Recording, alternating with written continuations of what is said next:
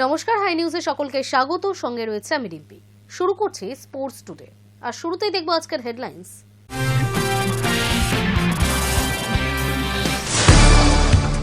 আনোয়ার আলী ইস্যুতে এবার আন্তর্জাতিক ক্রীড়া আদালতের দ্বারস্থ মোহনবাগান। ফেডারেশনের গড়িমসিতে বিরক্ত হয়ে ক্রীড়া আদালত বা ক্যাসের দ্বারস্থ মোহনবাগান।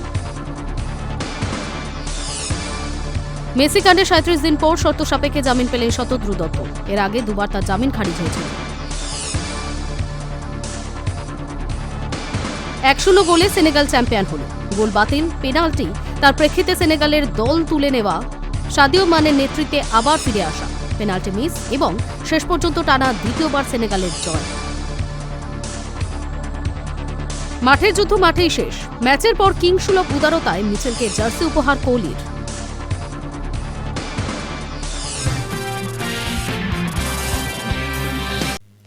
এই মৌসুমের আইএসএল ব্রডকাস্টিং রাইটসের জন্য টেন্ডার প্রকাশ করল সর্বভারতীয় ফুটবল ফেডারেশন। আগ্রহী সংস্থা এই টেন্ডার জমা দিতে পারবে 1 ফেব্রুয়ারি সন্ধে 5টার মধ্যে। টেন্ডার খোলার দিন ধার্য করা হয়েছে 2 ফেব্রুয়ারি। এই মৌসুমের আইএসএল ব্রডকাস্টিং রাইটসের জন্য টেন্ডার প্রকাশ করল সর্বভারতীয় ফুটবল ফেডারেশন। আগ্রহী সংস্থা এই টেন্ডার জমা দিতে পারবে 1 ফেব্রুয়ারি সন্ধে 5টার মধ্যে। টেন্ডার খোলার দিন ধার্য করা হয়েছে 2 ফেব্রুয়ারি। এদিন 39 পাতার এই টেন্ডার প্রকাশ করা হয়েছে। এই টেন্ডারে আগ্রহী সংস্থাদের জন্য কয়েকটি গুরুত্বপূর্ণ শর্ত রেখেছে ফেডারেশন। প্রথমত, 91টি ম্যাচের ব্রডকাস্টিংয়ের জন্য এই টেন্ডার প্রকাশ করা হয়েছে। প্রি-বিড কনফারেন্সের তারিখ ধার্য করা হয়েছে 23 জানুয়ারি। টেন্ডার তোলার জন্য ফেডারেশনের 5 লক্ষ টাকা সিকিউরিটি ডিপোজিট করতে হবে আগ্রহী সংস্থাকে। বিড নির্বাচিত না হলে এই অর্থ ফেরত পাওয়া যাবে। একই সঙ্গে গত 3 বছরের লাইভ স্পোর্টস কভারেজের অভিজ্ঞতা থাকতে হবে আগ্রহী সংস্থাকে। অন্তত 2টি মৌসুমে পেশাদার লিগে লাইভ কভারেজ করার অভিজ্ঞতা থাকতে হবে সংশ্লিষ্ট সংস্থাকে। সংস্থাটির নেটওয়ার্থ হতে হবে 10 কোটি টাকা। একই সঙ্গে 3টি আর্থিক বছরের গড় আয় 10 কোটি টাকা হতে হবে। কনসোর্টিয়াম করেও সংস্থাগুলি আবেদন করতে পারে। আইএসএল এর কমার্শিয়াল পার্টনার খোঁজার জন্য 6 মাসের মধ্যে দ্বিতীয়বার ফেডারেশন এই টেন্ডার প্রকাশ করল। দীর্ঘ কয়েক মাস ফেডারেশনের ব্যর্থতার পর কিছুদিন আগেই কেন্দ্রীয় ক্রীড়ামন্ত্রী মনসুখ মান্ডভিয়া আইএসএল এর দিন ঘোষণা করেছেন। 14 ফেব্রুয়ারি থেকে আইএসএল শুরু হওয়ার কথা। এখনো পর্যন্ত সূচি ঘোষণা করতে পারেনি সর্বভারতীয় ফুটবল ফেডারেশন। তবে টেন্ডার প্রকাশ করায় কিছুটা স্বস্তি ক্লাবগুলির মধ্যে। আগেরবারও টেন্ডার প্রকাশ করেছিল, যদিও সেবার কোনো সংস্থাই আগ্রহ দেখায়নি। Hi News network.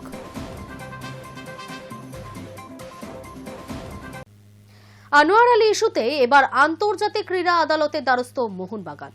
মাসের পর মাস এই বিষয়টি ঝুলেই রয়েছে। ফিফার তরফ থেকে এআইএফএফকে দ্রুত মিটিয়ে নিতে বললেও কোনো অগ্রগতি হয়নি। অবশেষে ফেডারেশনের গড়িমসিতে বিরক্ত হয়ে ক্রীড়া আদালত বা ক্যাসের দ্বারস্থ মোহনবাগান। আনোয়ার আলীর ইস্যুতে এবার আন্তর্জাতিক ক্রীড়া আদালতের দ্বারস্থ মোহনবাগান। মাসের পর মাস বিষয়টি ঝুলে রয়েছে। সর্বভারতীয় ফুটবল ফেডারেশনের এখনও কোনো সিদ্ধান্ত নিতে পারেনি। বিষয়টি ফিফা পর্যন্ত গিয়েছে। ফিফার তরফ থেকে এআইএফএফকে দ্রুত মিটিয়ে নিতে বললেও কোনো অগ্রগতি হয়নি। অবশেষে ফেডারেশনের গড়িমসিতে বিরক্ত হয়ে ক্রীড়া আদালত বা ক্যাসের দ্বারস্থ হয়েছে মোহনবাগান। 2 মৌসুম আগে ইস্টবেঙ্গল থেকে মোহনবাগানে আসে আনোয়ার, জানিয়ে চুক্তিভঙ্গের অভিযোগ আনে সবুজ মেরুন শিবির। দীর্ঘদিন ফেডারেশনের অ্যাপিল কমিটিতে মামলা ঝুলে যায়, জানিয়ে সব পক্ষই অসন্তুষ্ট। গত বছরের নভেম্বরে এই বিষয়টি নিয়ে ফিফা ও এএফসিকে চিঠি পাঠায় মোহনবাগান, যার উত্তরে ফিফার তরফ থেকে দ্রুত পদক্ষেপ নেওয়ার আশ্বাসও দেওয়া হয়। কিন্তু তারপরেও ফেডারেশনের তরফে মামলার কোনো অগ্রগতি হয়নি। এই দীর্ঘ মামলার কোনো রকম শুনানিও করেনি ফেডারেশনের অ্যাপিল কমিটি।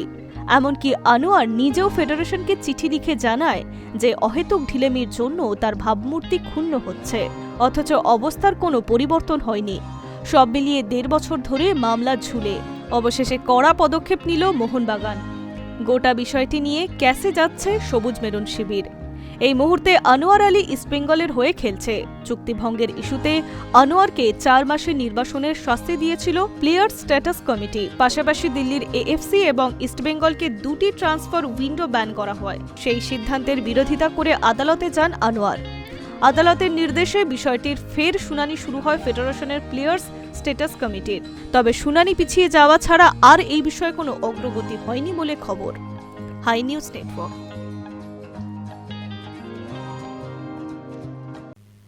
মেসি কাণ্ডের 37 দিন পর শর্ত সাপেক্ষে জামিন পেলেন শতদ্রু দত্ত। এর আগে দুবার তার জামিন খারিজ হয়েছিল। গত 13 ডিসেম্বর যুব ভারতী ক্রীড়াঙ্গনে মেসির অনুষ্ঠান ঘিরে প্রবল বিশৃঙ্খলা তৈরি হয়। সেই দিনই বিমানবন্দর থেকে অনুষ্ঠানের মূল আয়োজক শতদ্রুকে গ্রেপ্তার করা হয়। অবশেষে জামিন পেলেন শতদ্রু দত্ত।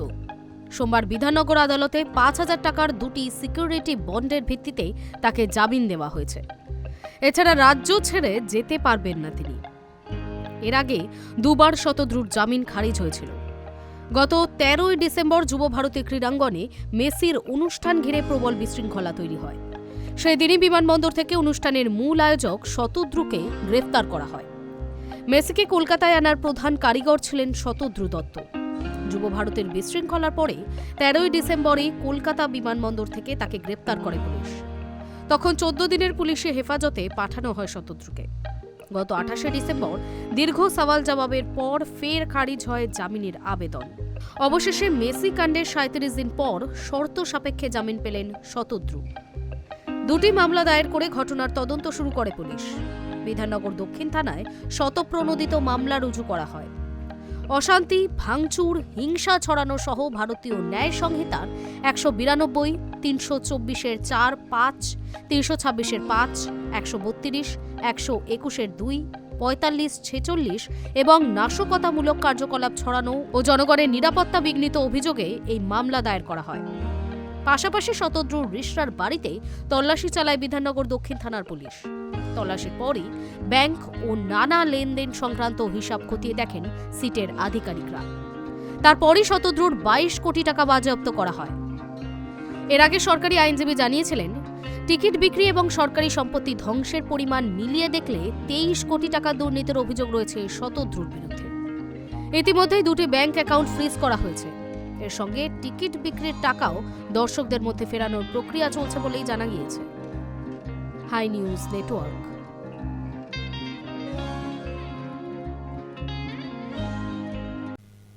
কি হলো সেনেগাল বনাম মরক্কোর ম্যাচে? 1-0 গোলে সেনেগাল চ্যাম্পিয়ন হলো। আর যা হলো তা দীর্ঘ তালিকা হলো।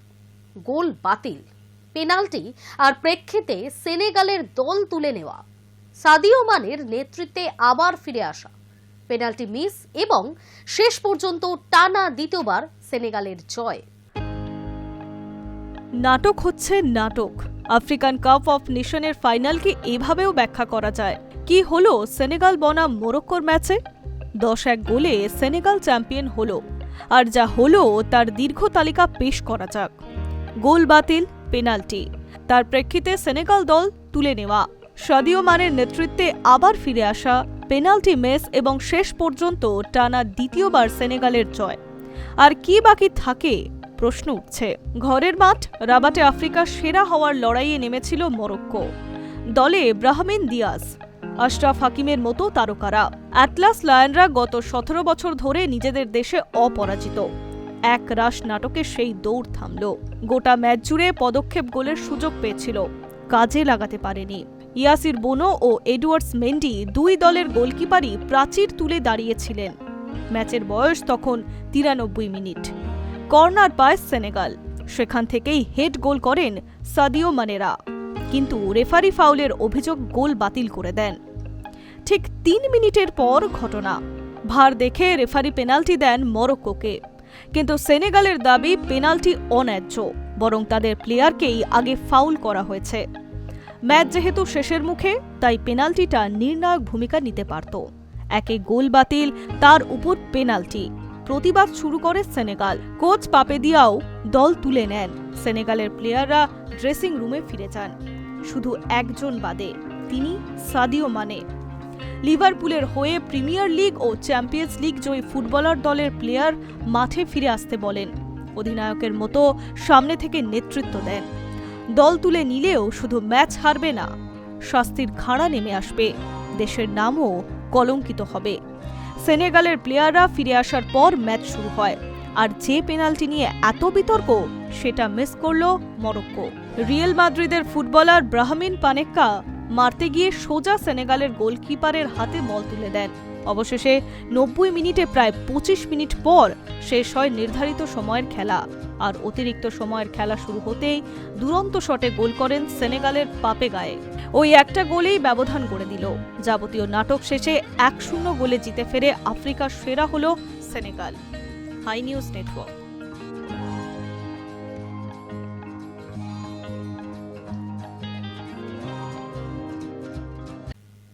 টি-20 বিশ্বকাপে বাংলাদেশের ভবিষ্যৎ কি জানা যাবে 21শে জানুয়ারি। বাংলাদেশ ক্রিকেট বোর্ডকে চূড়ান্ত সময়সীমা বেঁধে দিয়েছে আইসিসি। গত শনিবার বৈঠকে নিজেদের গোয়ার্তুমি বজায় রেখেছে বিসিবি। সমাধান সূত্র হিসেবে তাদের প্রস্তাব, প্রয়োজনে গ্রুপ বদল হোক। টি-20 বিশ্বকাপে বাংলাদেশের ভবিষ্যৎ কি জানা যাবে 21শে জানুয়ারি বুধবার। বাংলাদেশ ক্রিকেট বোর্ডকে চূড়ান্ত সময়সীমাও বেঁধে দিয়েছে আইসিসি। তাদের প্রতিনিধিদের সঙ্গে গত শনিবার বৈঠক হয়েছিল বিসিবির। সেখানে নিজেদের গোয়ার্তুমি বজায় রেখেছে বিসিবি।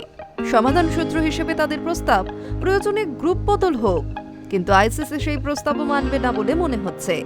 এখন জানা যাচ্ছে আইসিসির কাছে বুধবারের মধ্যে জানাতে হবে তাদের সিদ্ধান্ত বিসিবিকে। শনিবার বিকেলে ঢাকায় বিসিবি কর্তাদের সঙ্গে বৈঠকে বসেন আইসিসির 2 শীর্ষ কর্তা। বিশ্ব ক্রিকেটের নিয়ামক সংস্থার 2 শীর্ষ কর্তাকে বাংলাদেশ বোর্ড জানিয়ে দিয়েছে নিরাপত্তা সংক্রান্ত যে কারণ তারা দেখিয়েছে তা নিয়ে বোর্ড চিন্তিত। সে কারণে ভারতে দল পাঠানো সম্ভব নয়। সেক্ষেত্রে বিকল্প হিসেবে তাদের অন্য গ্রুপে খেলানোর কথা ভেবে দেখুক আইসিসি। সেটা করলে খুব বেশি রদবদল করতে হবে না সূচিতে। বাংলাদেশের এই বিকল্প প্রস্তাব নিয়ে আইসিসি এখনো সরকারিভাবে কোনো প্রতিক্রিয়া দেয়নি। তবে আদৌ এই প্রস্তাব মানা সম্ভব কিনা তা নিয়ে প্রশ্ন রয়েছে, কারণ এক্ষেত্রে আরও 7 দলের সম্মতি প্রয়োজন। যা খবর, তাতে বাংলাদেশের গ্রুপ বদলের প্রস্তাবে বিশেষ সায় নেই আইসিসির। সূত্রের খবর, বাংলাদেশ যদি ভারতে এসে বিশ্বকাপ না খেলার সিদ্ধান্তে অটল থাকে, সেক্ষেত্রে বাংলাদেশের বদলে বিকল্প দেশকে নেওয়া হতে পারে। আইসিসির ক্রমতালিকা অনুযায়ী সেক্ষেত্রে সবার আগে রয়েছে স্কটল্যান্ড। বাংলাদেশ এই মুহূর্তে বিশ্বকাপে গ্রুপ সিতে রয়েছে। সেই গ্রুপে ইংল্যান্ড, ওয়েস্ট ইন্ডিজ, নেপাল ও ইটালিও রয়েছে। সূত্রের খবর, বাংলাদেশ চাইছে তাদের গ্রুপ বিতে আয়ারল্যান্ডের জায়গায় পাঠানো হোক, আর আয়ারল্যান্ডকে পাঠানো হোক তাদের জায়গায় গ্রুপ সিতে। গ্রুপ বিতে রয়েছে অস্ট্রেলিয়া, শ্রীলঙ্কা, জিম্বাবুয়ে, ওমান ও আয়ারল্যান্ড। এখন দেখার পরিস্থিতি কোন দিকে যায়। Hi News network.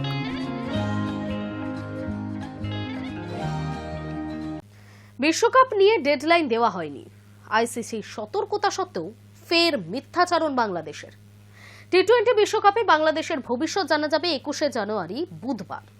কিন্তু বিসিবি এখন আইসিসির ডেডলাইনকেই উড়িয়ে দিচ্ছে। বিশ্বকাপ খেলা নিয়ে বাংলাদেশকে ডেডলাইন বেঁধে দিয়েছে আইসিসি। টি-20 বিশ্বকাপে বাংলাদেশের ভবিষ্যৎ জানা যাবে 21শে জানুয়ারি বুধবার। কিন্তু বিসিবি এখন আইসিসির ডেডলাইনকেই উড়িয়ে দিচ্ছে। বাংলাদেশ ক্রিকেট বোর্ডের ডিরেক্টর আমজাদ হোসেন তো বলেই দিচ্ছেন আইসিসি থেকে নাকি তাদের কোনো ডেডলাইন দেয়নি। ফলে ফের মিথ্যাচারণ বিসিবির। শনিবার বিকেলে ঢাকায় বিসিবি কর্তাদের সঙ্গে বৈঠকে বসেন আইসিসির 2 শীর্ষ কর্তা। বিশ্ব ক্রিকেটের নিয়ামক সংস্থার 2 শীর্ষ কর্তাকে বাংলাদেশ বোর্ড জানিয়ে দিয়েছে নিরাপত্তা সংক্রান্ত যে কারণ তারা দেখিয়েছে তা নিয়ে বোর্ড চিন্তিত।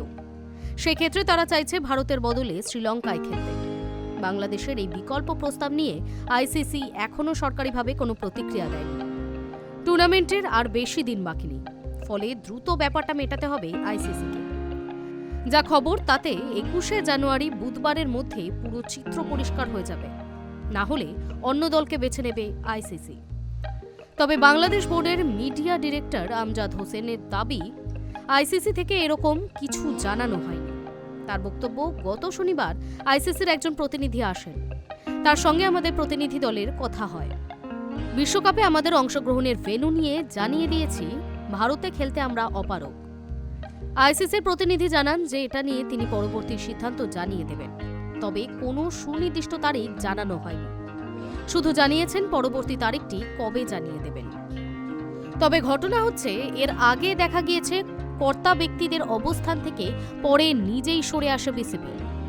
ব্যক্তিগত মন্তব্য বলে দায় এড়িয়ে যাওয়া হয়। এবারও সেরকম হবে না তো? কারণ এর আগে আইসিসির নামে মিথ্যা বলে চালাতে চেয়েছিল বাংলাদেশ বোর্ডের কথা। আইসিসি মুখ খুলতেই তাদের মিথ্যা ধরা পড়ে।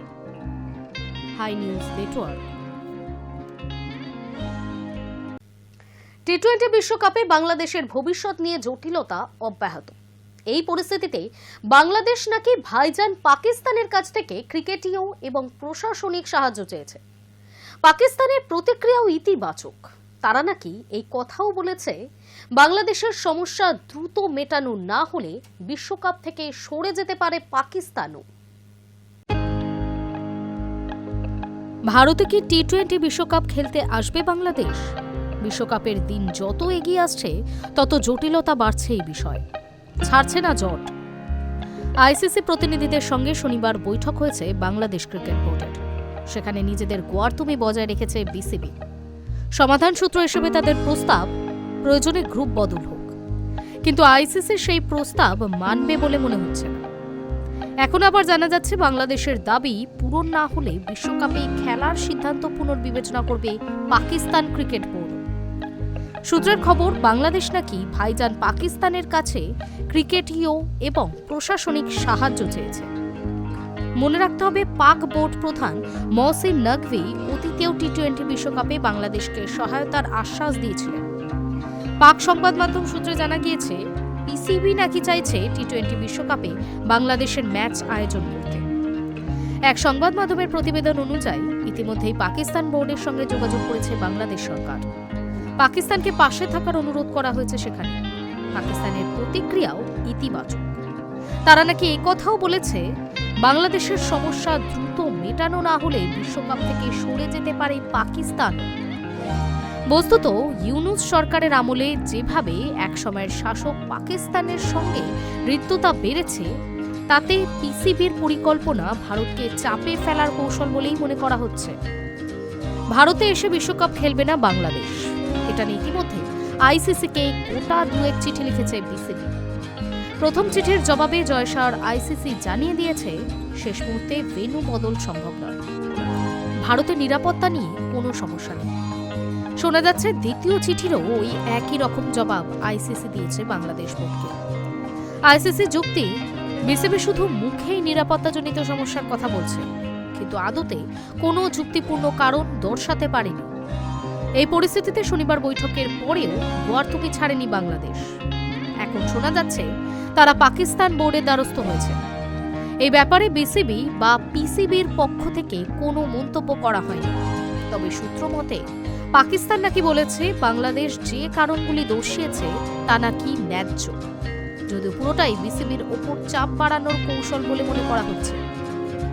তৃতীয় বিকল্প হিসেবে নিজেদের দেখানোর অর্থ পক্ষান্তরে দ্বিতীয় বিকল্প অর্থাৎ শ্রীলঙ্কায় বাংলাদেশের ম্যাচ আয়োজনের রাস্তা প্রশস্ত করা।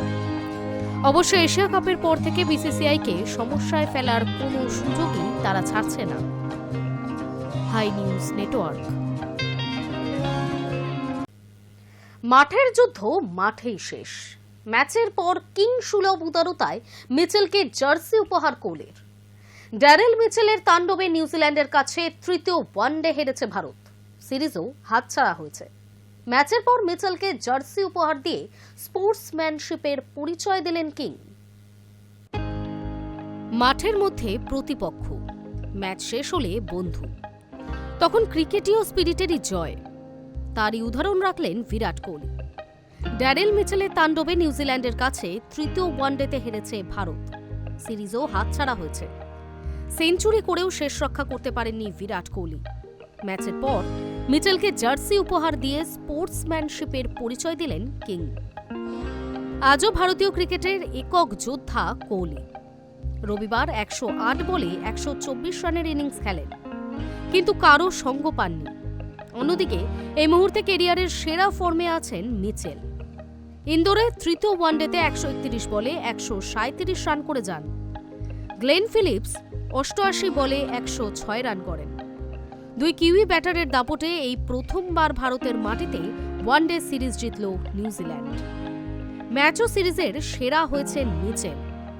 নিউজিল্যান্ডের ইনিংসে মিচেল আউট হওয়ার পর মজা করে কোহলি তাকে ঘাড় ধাক্কা দিয়ে বের করে দেন। আবার পুরস্কার বিতরণী অনুষ্ঠানের সময় দেখা যায় কিউই তারকাকে কোহলি জার্সি উপহার দিচ্ছেন। সেই ভিডিও সোশ্যাল মিডিয়ায় ইতিমধ্যেই ভাইরাল। নেটিজেনরা কোহলির প্রশংসা করে বলছেন, এটাই কিং সুলভ আচরণ। অনেকের বক্তব্য, ম্যাচ হয়তো জেতাতে পারেননি, কিন্তু মন জিতে নিয়েছেন। আরেকটি বিষয় হলো ওয়ানডেতে আইসিসি র্যাঙ্কিং এর শীর্ষে কোহলি আর দ্বিতীয় স্থানে মিচেল। এই সিরিজে মোট 352 রান করেছেন কিউই ব্যাটার। গড় 176, স্ট্রাইক রেট 110.34। র্যাঙ্কিংয়ে প্রথম স্থানে উঠে এলে সরিয়ে দেবেন কোহলিকেই। তারপরও কিন্তু প্রতিপক্ষকে সম্মান করতে জানেন। জার্সি উপহার দিয়ে সেটারই প্রমাণ দিলেন কিং। Hi News network.